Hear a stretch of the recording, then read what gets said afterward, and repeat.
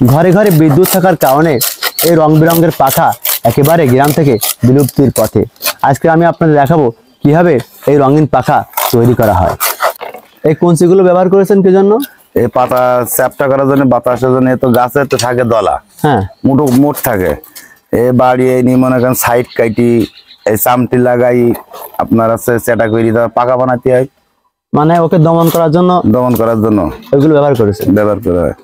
আচ্ছা, এখানে পাখায় ওই যে বিভিন্ন রকমের শলাকা রঙিন, এগুলো আপনারা কিভাবে ওখানে ব্যবহার করে থাকেন? এখানে আমরা তল্লা বাঁশ কেটে নিয়ে আসি ঝাড়াতে, এমনি ফাইল করি, পিস পিস করি শলা বানাই। এই শলা বানাই একখান পাকায় 5 টাকা দেওয়া পড়ে। 5 টাকা। বর্তমানে হাত পাখার চাহিদা কতটুকু? অনেক কম। ডিজিটাল যুগে এখন তো কারেন্ট যায় না, কিন্তু আমাকে পাকার এখন কোনো দামই নেই। তারপরে বাপদাদারা করে গেছে, তাই সেই হিসেবে আমরা এখন করি। কত বছর ধরে আপনারা বাড়িতে হাত পাখা তৈরি করে থাকেন? 50 বছর। আমার বাপদাদারা করে গেছে, তারা মারা গেছে, আমরা করছি, তাই কি সন্তানই। আমি দেখলাম এই বাড়িতে যে আপনারা গাদা গাদা করে রেখেছেন তাল পাতা, এগুলো কতদিন আগে এগুলো কেটে আনা? এগুলো আপনার 3 মাস আগে কেটে আছে, জাত করে থইছি শুকুনির জন্য। না শুকুলি তো গাছেতে হঠাৎ করে কেটে নিয়ে আসলে কাঁচা পাতা পাকা হবে না শুকুনি পর্যন্ত। আচ্ছা, এগুলো আপনারা পাইকারি বিক্রয় করেন নাকি খুচরা? পাইকারি বেশি আমরা। আপনারা এগুলো কি নিজেই করে থাকেন নাকি সহযোগী হিসেবে বাড়ি বা অন্য কোনো শ্রমিক ব্যবহার করে থাকেন? হ্যাঁ, আমরা নিজেরা একারা তো হয় না, আমাদের আরো একখান পাকা 1.5 টাকা করে দিতে হয় বান্ধার জন্য। কর্মী আছে আমাদের বাউন্সে সাইডে। আচ্ছা, একটা পাখায় কেমন খরচ হয়? একটা পাকায় আপনার 10 টাকা খরচ। আপনারা কেমন দরে বিক্রি করেন? 20 থেকে আছে 18। আচ্ছা, প্রতিদিন একজন লোক কতগুলো পাখা তৈরি করতে পারে? প্রতিদিন একটা লোক 50 খান পারে। আচ্ছা, আপনারা কি 12 মাস এই পাখাগুলো তৈরি করেন? 12 মাস করি। এখন এগুলো কি করছেন? এখন এগুলো আমরা গাছের নিয়েছি, ডাটি শুকুইয়ে পাতা এখন আবার নরম করতে হবে। 3 ঘন্টা মতন ভিজুতে হবে।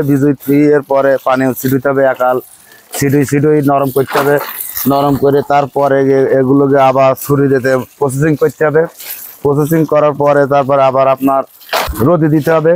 তারপরে এগুলো মেলাইতে হবে, মেলাই পরে তারপরে হবে পাকা। সামনে এই হাত পাখার ব্যবহার থাকবে কিনা এই চাইটা আমরা চিন্তা করি। বাচ্চারা যে ডিজিটাল যুগে যে কায়দায় কারেন্ট আসছে যায় না, তাহলে তো আস্তে আস্তে বিলীন হয়ে যাবে। বাবা যাচ্ছে মনে করেন আর 2-6 মাস গেলে আর চলবে না, এমনি বাদ। আপনাদের মনের একটা বিশ্বাস, অনুভূতি আপনারা পাচ্ছেন, অনুভব করতে পারছেন যে সামনে হাত পাখা হয়তো আর প্রচলন থাকবে না।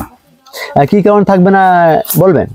এটা আছে আমাদের দেশে যে পরিমাণ চারিদিক থেকে কারেন্টের যে উন্নত হচ্ছে এবং আমরা আগে যেরকম মাসে কারেন্ট পাতাম না, সপ্তাহে কারেন্ট পাতাম না, এখন তো দেখা যায় ঘন্টা কি 30 মিনিটের মধ্যে কারেন্ট চলে আসে। আপনাদের গ্রামে প্রতিটি বাড়ি থেকে পাখা তৈরি করে? না, আমাদের গ্রামে আমরা এই কয় ভাই মনে করেন বানাই, 3-4 ভাই বানাই।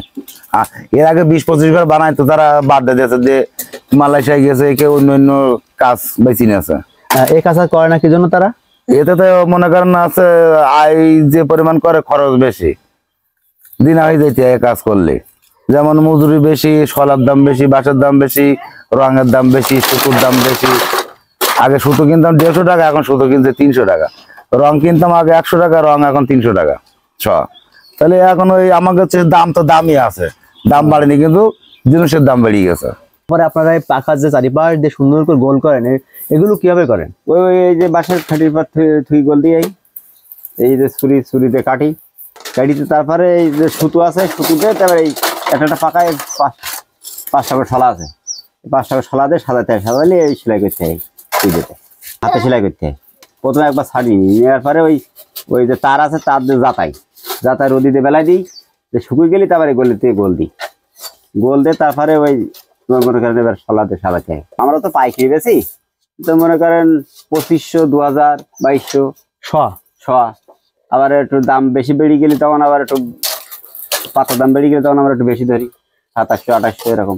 এখন বর্তমানে প্রতিটা ঘরে ঘরে বিদ্যুৎ, হাত পাখার প্রচলন কতটুকু আপনারা পাচ্ছেন? আগে যেরকম বিদ্যুৎ একটু কম থেকে একটু চাহিদা বেশি ছিল, এখন একটু মনে করেন কারেন্ট একটু কম থাকে, তো একটু কম হয়, তো এই জন্য একটু চাহিদা কম। মানে বিদ্যুৎ থাকার কারণে পাখার চাহিদা দিন দিন যেন কম হয়ে যাচ্ছে। এ ধরো শিল্পকারের প্রায় বাদ এখন কিছু করলে